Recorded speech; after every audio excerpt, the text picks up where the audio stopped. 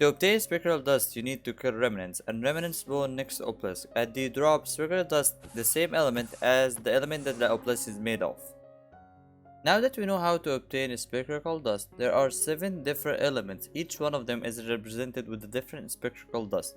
And the way that we use the dust is that we need a receptacle. And to make one, you need 3 golden ingots and a flower pot to make your receptacle.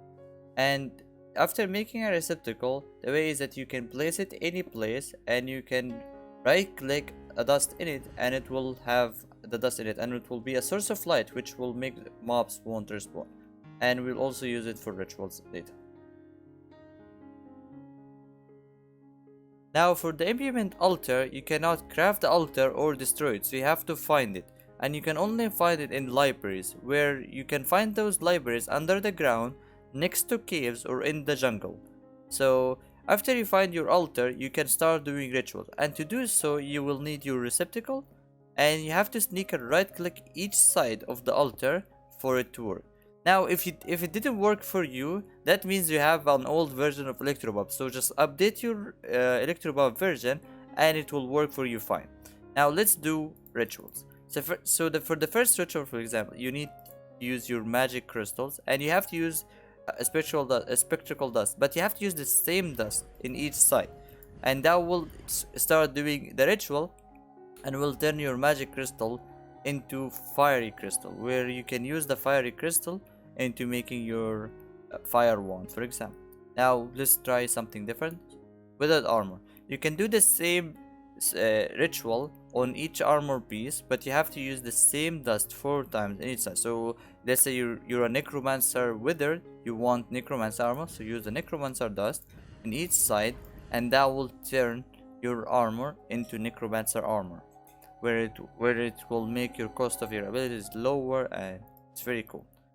Okay, now the last thing that you can do, which is very cool, and it got updated in the latest version, is ruined spellbooks. So ruined spellbooks, the way it works is that you put your rune, and you can put any combination of dust.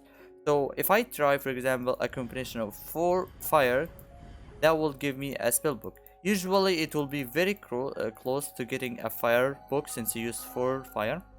And the value of the book, so it could be apprentice, novice, or any level. Oh my god, I just got super lucky. I got a master spell from that.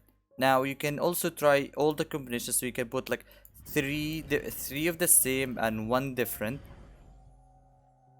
And so now the chances of you getting a book is either it could be fire or ice, and well, actually thunder, because I use thunder dust. And the last thing is that, let's say if you want to use 4 different dust, so now that's 4 different, and that could give you any of these dust into the wither. So the coolest thing about this ad is that you can try to you can get more books of the spells that you prefer.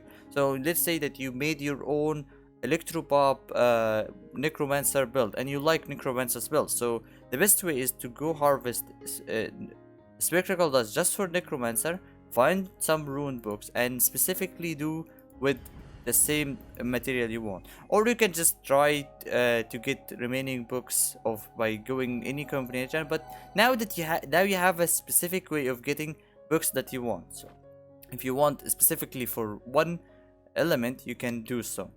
And that's it for the altar.